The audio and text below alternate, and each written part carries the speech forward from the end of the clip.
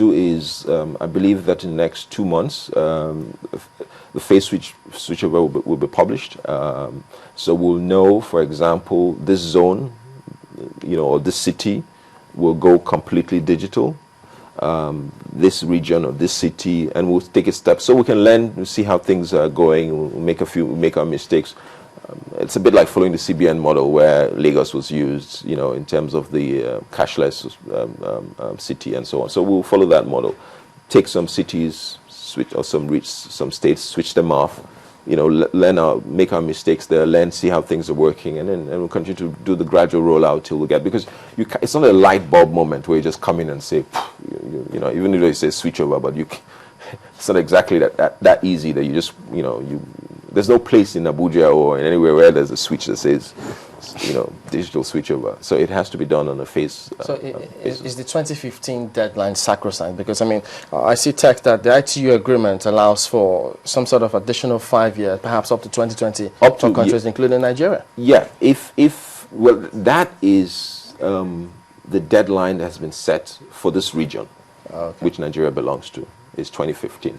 The ITU region for which Nigeria belongs to. However, if there are compelling reasons based on national interest for any number of reasons, you can talk to the ITU and try and get. But we are committed to that date.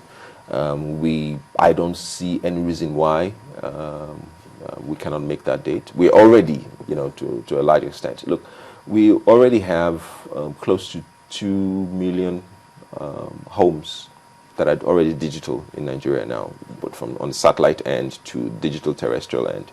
So I don't see any reason why we cannot make that date. So is this going to be phased? I was going through digitization process for India, and we found out that they had broken their country up into different regions. Is Nigeria going to be doing the same thing? Oh yes, absolutely. That's what I said. Yes, we'll do the same thing. So we'll phase it. Where are you looking to start from first? I cannot say that at the moment here. We're going to have an industry meeting where all the CEOs of all the broadcasting, all our licenses will sit, in about a month's time, and we'll agree to a timetable. The head of the Digi team, Engineer Mana, will make a presentation. All the CEOs will be there, and everyone has to agree, because it's not something that the MBC alone I can sit in my office and say, no, we'll do this. So the whole industry has to sit, and then presentation will be made to them, and everyone, there will be a consensus about, okay, we'll start here, and then we'll move from here. 17 months to the deadline, roughly, about, to January 1st, 2015. Are you going to be going on a consumer campaign? Absolutely. Absolutely. As I said, in about a month's time, we'll have the CEOs roundtable where we'll agree on the timetable. Once that is done, every broadcaster will understand their mandate, what they have to do. As I said in the beginning, what channels, maybe we'll agree that every minute in an hour or every minute in 2 hours, you will say this about this, at least to enlighten the consumer or your listeners or your viewers, and then that will be done. But we also have roadshows planned. There's going to be a logo. There's going to be a mascot. There will be buses. There will be banners. There will be huge media event around the whole thing. That's the only way you can get people to, and not just in the cities, but in rural areas as well. I talked about a rumor earlier. Maybe I should hit the nail on the head. Some people are saying that, we already have a carrier, maybe not licensed, but already experimenting with the set-top box. Are you aware?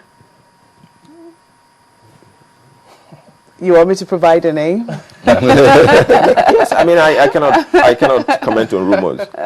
So if you say something that is factual, then I can make a comment. But what's the role of StarTimes? What's the role of StarTimes? Let me say this. As I indicated, and I think I said this. You have the national broadcaster, which is NTA. The white paper, calls for, as is the case all over the world, for the national broadcaster to lead the way, because they've got the most in terms of infrastructure and spread.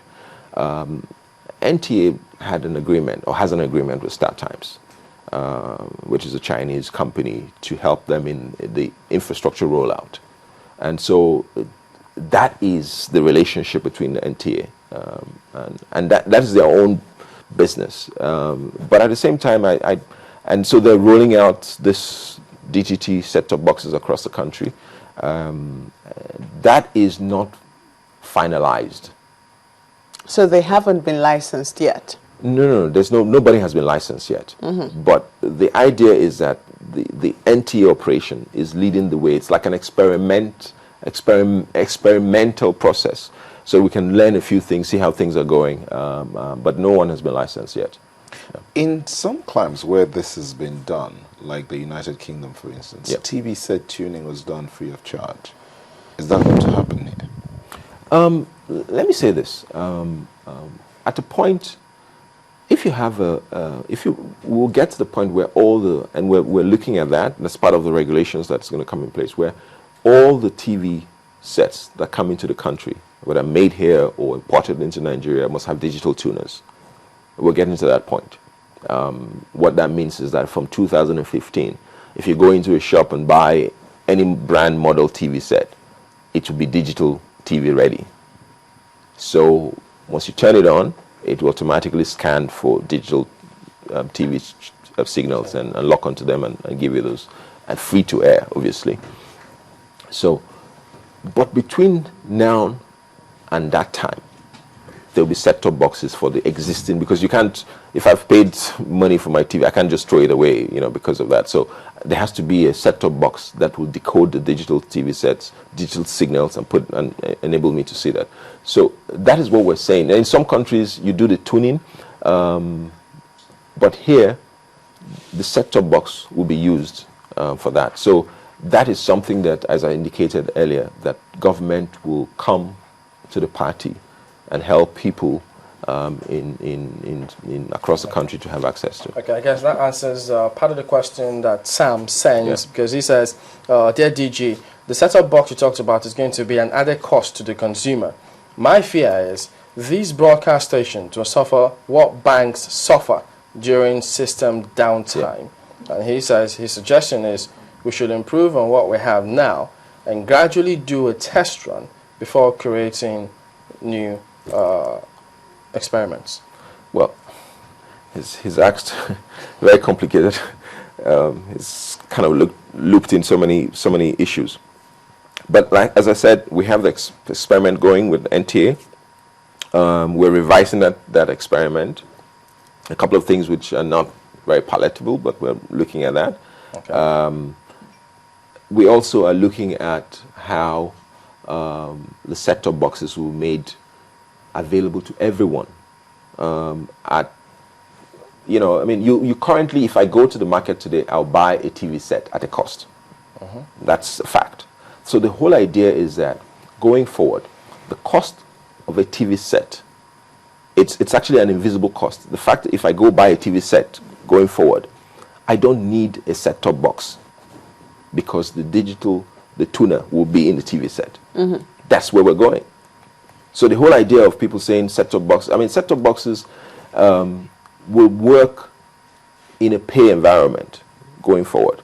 But we will rather the TV set you buy will have a digital tuner, because that's really what the set-top box will do on the most basic level, that enables you to have access to digital signals. So that is something we'll rather have going forward. But in the meantime, for existing analog TV sets, you need that set-top box. And that set-top box will be provided at the cost that will almost be negligible. You also see us setting up a company to produce the set-top boxes? Everybody, anyone who's interested in that, the government will put in, it's already there in the white paper. There'll be incentives for the companies who will be interested in setting up the local set-top box or local digital TV factories here in Nigeria. I'm sure that there'll be many people. This is almost a 40 million TV household country, so it's a huge market for anyone.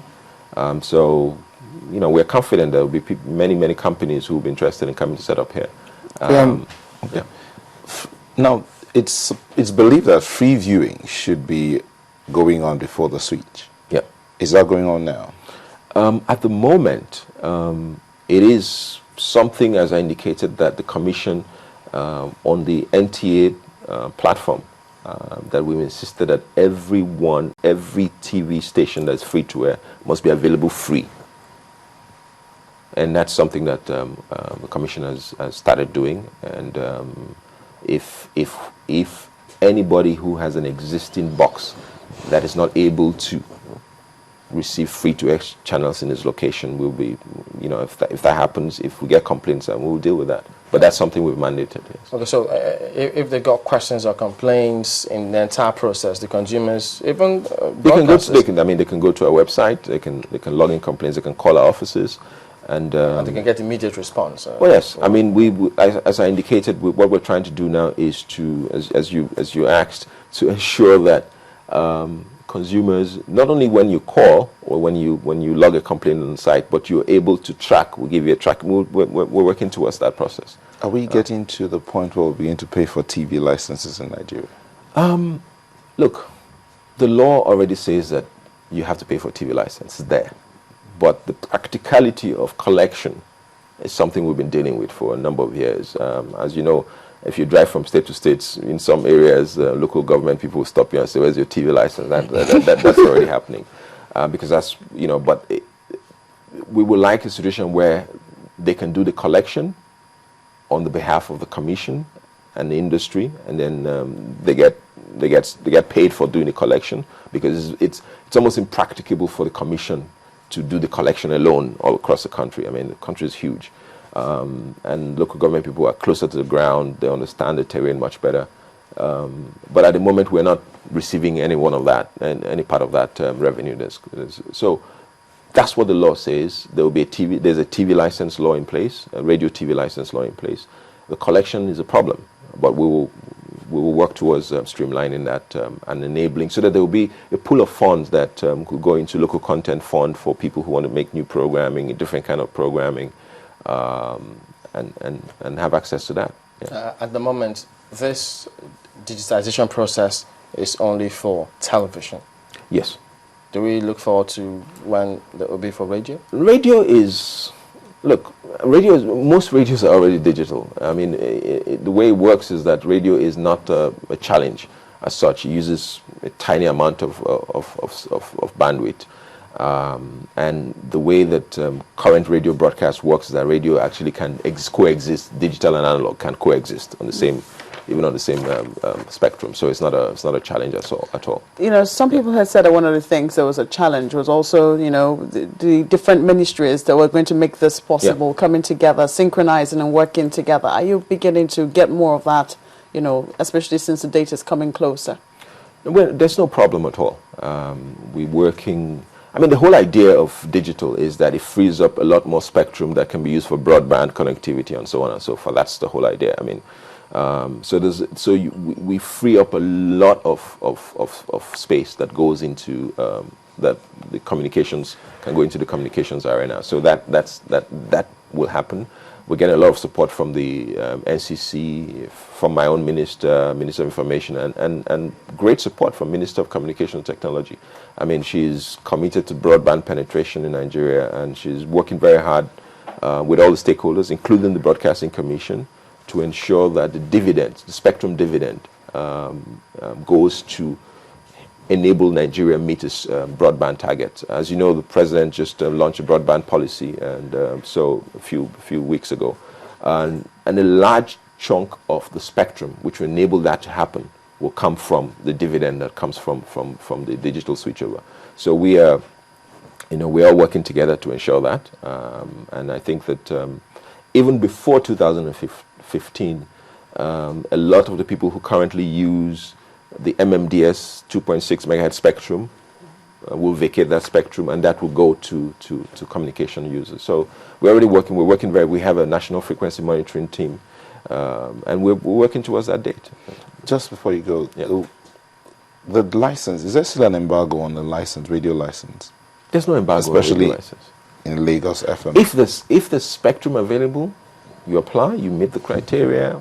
We'll assess it. We'll review it, and we'll recommend to the president for the issuance of a license. But in some cities, there's no frequency available. That's just the difficulty. But across. There's no embargo as such, and there's none. All right. Yeah. Okay, then, Emeka Mba is the Director General, National Broadcasting Commission. Thank you for coming on this morning. My pleasure. Thank you very much.